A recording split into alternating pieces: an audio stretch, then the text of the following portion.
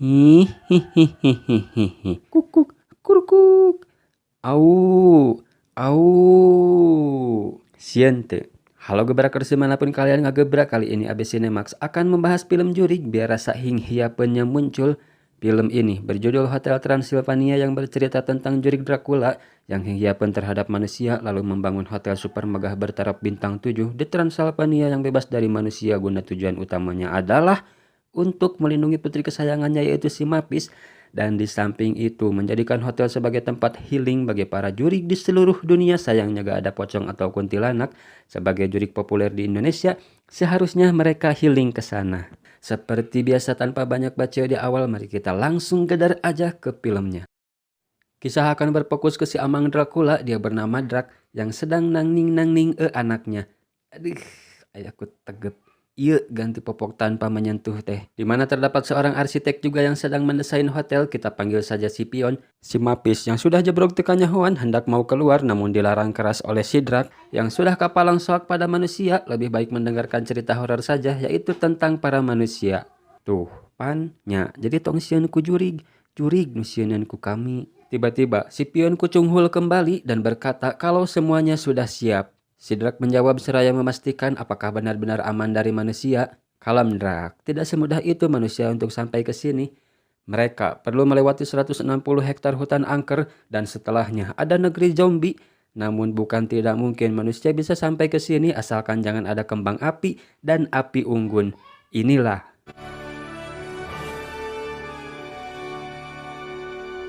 Beberapa ratus tahun telah berlalu dan tiba di masa sekarang di mana diperlihatkan angkot gempos yang sedang mengangkut para jurig untuk pergi ke Hotel Transylvania, di mana hotel tersebut sudah bebas dari manusia sejak tahun 1898 dan si Drak akan mengadakan pesta ulang tahun untuk anaknya si Mapis. Ternyata jurig yang baru datang merupakan jurig-jurig yang diundang si Drak untuk menghadiri pesta ulang tahun anaknya, di mana jurig-jurig itu lumayan terkenal seperti si Prank dan istrinya Eunice. Lah, macana hese.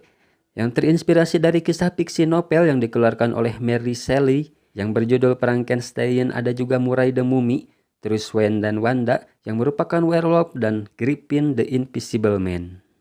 Mereka yang baru sampai disuguhkan dengan rekaman manusia yang baru direkam akhir-akhir ini oleh si Drak dan menjelaskan bahwa inilah penampakan para jurig di luar sana. Sementara acara ulang tahun si Mapis akan digedar 30 menit lagi selagi si Drak akan menemui si Mapis terlebih dahulu supaya bersiap-siap.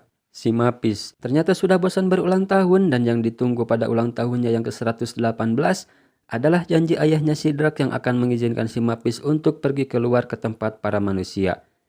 Meskipun hanya dibolehkan pergi tidak terlalu jauh dan hanya 30 menit saja, karena pesta akan segera dimulai, si Mapis sudah merasa cukup senang yang meskipun keinginannya adalah ke Hawaii.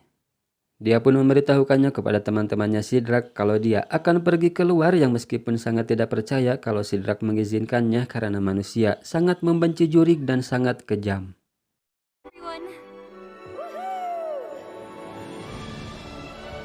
Si Drak ternyata tidak satapa-tapa memberi izin kepada si Mapis. Rasa kamalang dia tetap tinggi bila harus membiarkan si Mapis pergi keluar sendiri. Dia mengikutinya secara diam-diam. Sesampainya di sebuah perkampungan, si Mapis menyapa dan memperkenalkan diri kepada manusia yang dia temui. Namun yang terjadi, manusia-manusia itu tampak aneh dan malah menyerang si Mapis, dan ternyata itu adalah skenario si Drak yang membuat seolah-olah manusia itu kejam, menakutkan seperti yang suka diceritakan, dan pada kenyataannya itu adalah lembur ciptaan si Drak, dan si Drak meminta tolong para zombie untuk pura-pura menjadi manusia, yang membuat si Mapis sangat yakin kalau manusia itu benar-benar mengerikan. Bagai, tapi dah meureun eta oge. Si Drak pun sekarang merasa sangat tenang karena si Mapis tidak akan pernah pergi ke dunia luar lagi. Namun yang terjadi,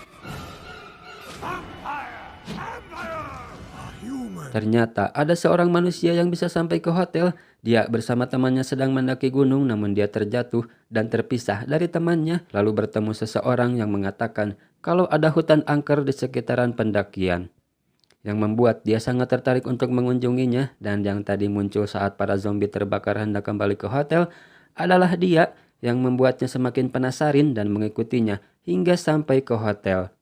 Dan siapa dia sebenarnya? Dia bernama Jonathan, kita panggil saja si John.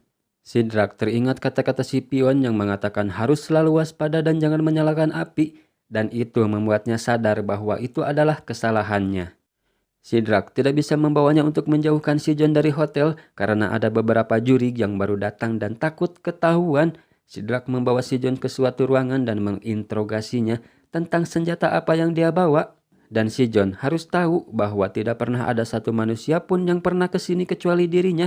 Dan jika juri-juri tahu, maka itu akan jadi masalah besar dan tidak akan ada lagi yang mau ke hotel. Namun si John masih saja menganggap kalau Sidrak ini sedang cosplay dan berkata kalau kostum-kostum ini sangat bagus yang membuat Sidrak punya akal dan yang dia lakukan.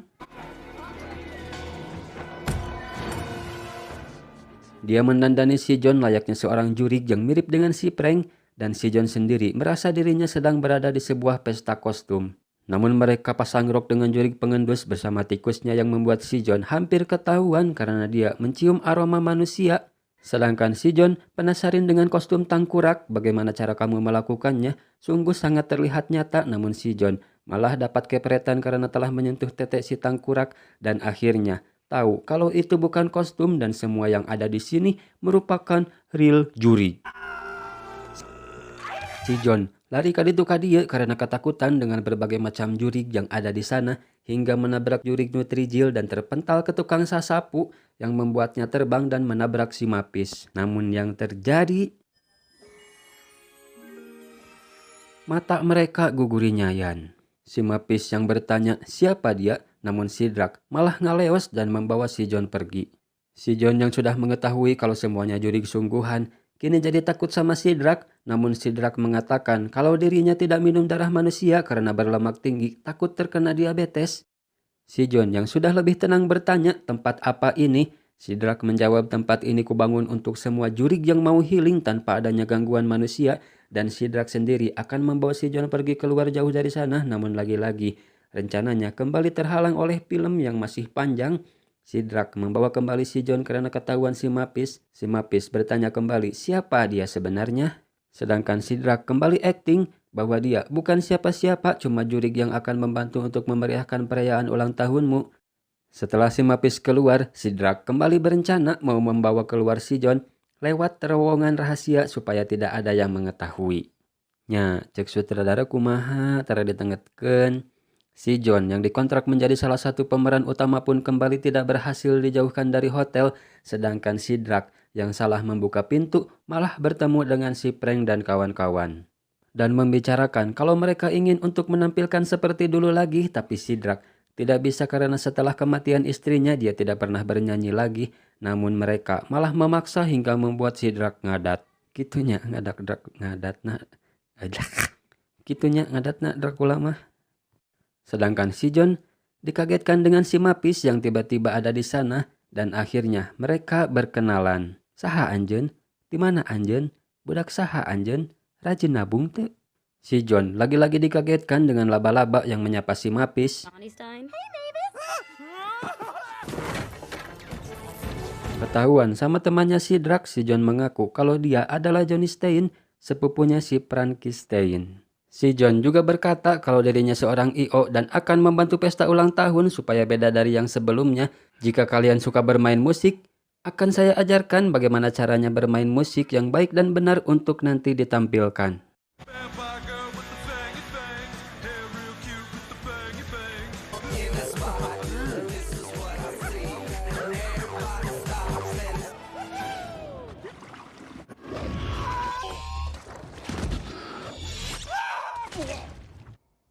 Sidrak yang sudah semakin hariwang karena si John yang malah menarik perhatian dan mulai disukai para juri. Sebelum semuanya ketahuan, Sidrak mengajak si John ke halaman hotel, mengeluarkan kemampuannya yaitu menghipnotis si John supaya pergi dan lupa dengan semua tentang hotel ini.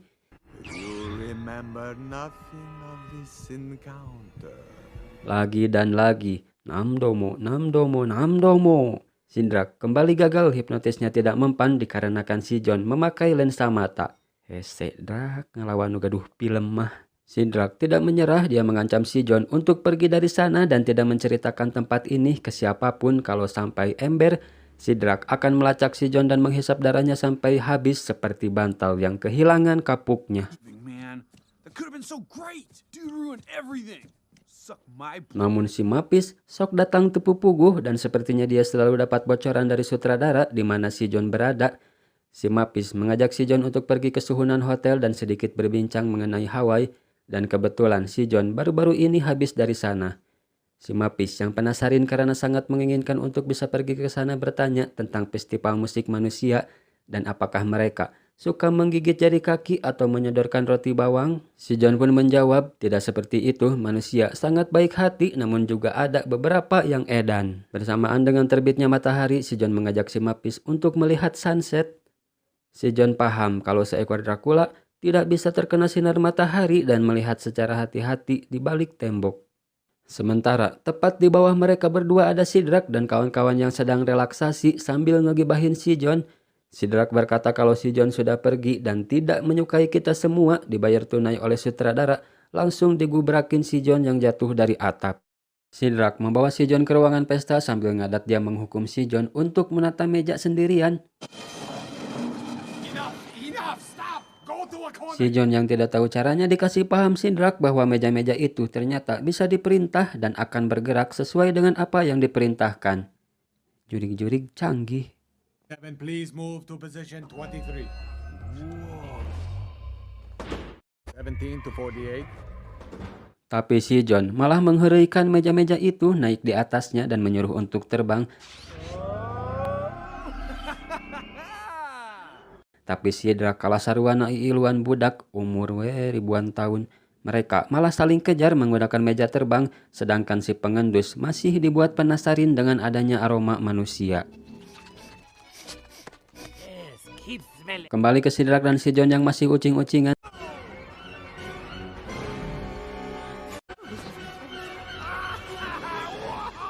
Sampai keluar ruangan pesta menabrak patung informasi yang membuat mereka terjatuh.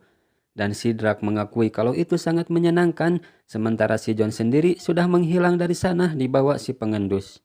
Sidrak yang akan mengejar terhalang si Mapis sementara dia mengalihkan perhatian si Mapis yang ternyata si Mapis menyukai si John. Sidrak mengerahkan patung informasinya untuk mengejar si pengendus. Ternyata bukan cuma patung informasi, Sidrak juga mengerahkan anjing penjaga untuk mengejar si pengendus. Namun itu semua tidak berhasil. Si pengendus bisa lolos dan membawa si John.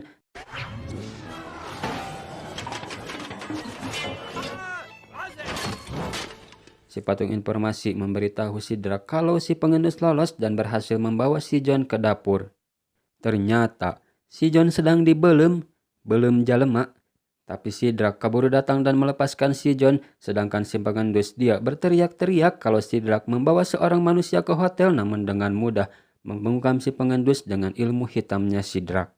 Si John dibawa ke makom istrinya Sidrak dan akhirnya terungkap kenapa Sidrak begitu membenci manusia dan menganggap manusia itu adalah jurig sebenarnya. Itu karena tragedi yang menimpanya di masa lalu. Sidrak sekeluarga disatroni warga yang akan membakarnya dikarenakan Sidrak adalah seorang jurig dan tidak bisa dibiarkan berkecimpung bersama manusia.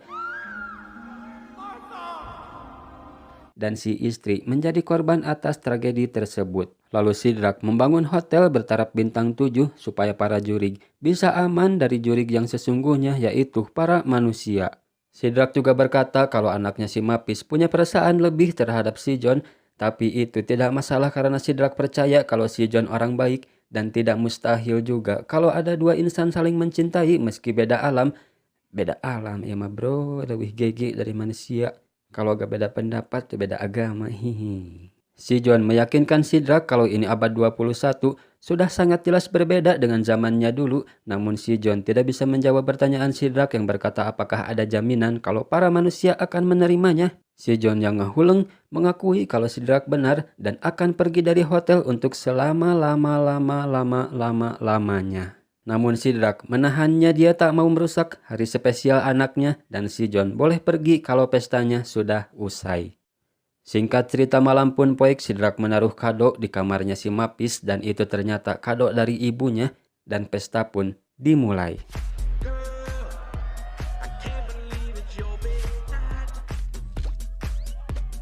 Si Mapis yang tampil kinclong seperti bidadari alam goib mendapat pujian dari si John dan memperlihatkan dekorasi yang telah dibuat untuk hari spesialnya si Mapis.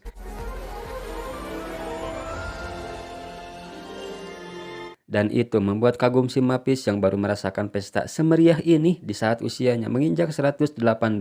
Sedangkan pesta ini sendiri merupakan pesta terbaik selama 500 tahun terakhir. Sensor heula Pak Sutradara, tahan dak ngora. Hihi.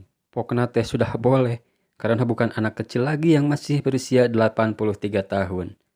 83 tahun. Bocil teh. Si Mapis juga berkata kalau dirinya akan kembali ke lembur tadi untuk memberinya kesempatan yang pada akhirnya Sidrak mengakui kalau lembur itu hanya lembur-lemburan yang ia ciptakan. Di tengah perdebatan mereka tiba-tiba muncul si pengendus dan berkata, ternyata itu bahasa lalat dan si lalat pun menerjemahkan kata-kata si pengendus bahwasannya Sidrak membawa seorang manusia ke dalam hotel dan manusia itu adalah si John. Namun tidak serta-merta mereka percaya, tapi si tikus membongkar penyamaran sehingga sangat jelas terlihat kalau si John itu adalah manusia. Menikah bina-bina nempo jelema teh.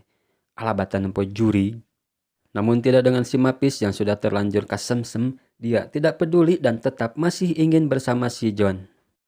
Namun si John dipolototan Sidrak hingga ia berbohong kalau dia tidak mau karena si Mapis adalah jurig.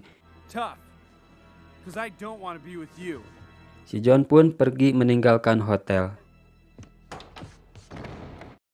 Si Mapis yang retak hatinya kehilangan semangat untuk bernapas, tidak punya harapan dan tidak punya impian, sedangkan Sidrak merasa sangat bersalah.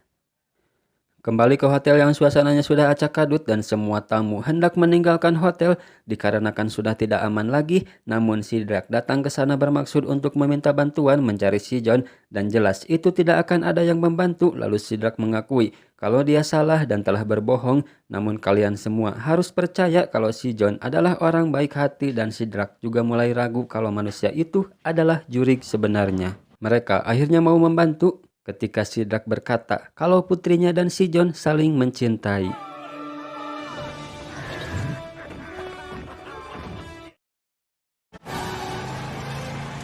Mereka kembali naik angkot gempos untuk mengejar si John sekalipun matahari sudah mulai terbit, tapi itu tidak membuat gentar Sidrak. Dengan mengikuti bekas jejak kakinya si John akhirnya dapat petunjuk berupa kaos yang dia buang atau terjatuh dan menyuruh anaknya si Wen untuk melacak si John. 8 a.m. departure. I drove through town to the airport. Flight 497. Hingga diketemukan lokasi si John bahwa dia akan naik pesawat 15 menit lagi. Mereka pun segera melanjutkan perjalanan dan bertemu seseorang manusia yang memakai kostum Dracula dan itu sangat aneh sekali buat mereka. Dan ternyata sedang diadakan festival kostum jurig yang membuat perjalanan mereka terhambat dan memutuskan untuk jalan kaki saja. Cara supaya bisa cepat sampai adalah harus memberitahu para manusia kalau mereka adalah jurig yang asli. Dan si Prank yang sudah kehilangan kemampuan menakut-nakutinya ditakuti sama api sehingga dia bisa sedikit ngamuk dan membuat para manusia keprok.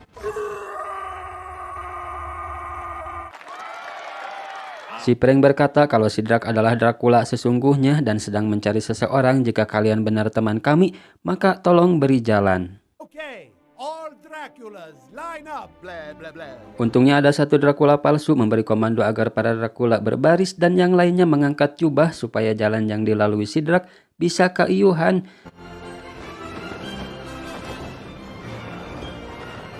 Sidrak berlari kencang di bawah jubah para Dracula, tapi sayangnya pesawat yang ditumpangin si John sudah lepas landas. Namun dengan tekad yang kuat, keberanian yang gagah, keyakinan yang bleh bleh bleh bleh, Sidrak berubah menjadi kalong dan mengejar pesawat yang meskipun tubuhnya sudah ngebul terbakar matahari, dia pantang mundur semangat tiada tamat, berhasil nangkot di roda pesawat. Namun sayangnya kembali terhempas karena roda pesawatnya masuk ke dalam. Sidrak yang berhasil sampai ke jendela si John berbicara kepadanya namun tidak kadengean, mencoba menghentikan pesawat. Puguh dak keresek. Dengan kemampuan hipnotisnya, Sidrak menghipnotis pilot dan memberikan pengumuman yang membuat si John tersentuh dan mengangkat jempolnya ke Sidrak dan pesawat pun akan kembali ke bandara. Bisa gitu. Bleh bleh bleh bleh bleh.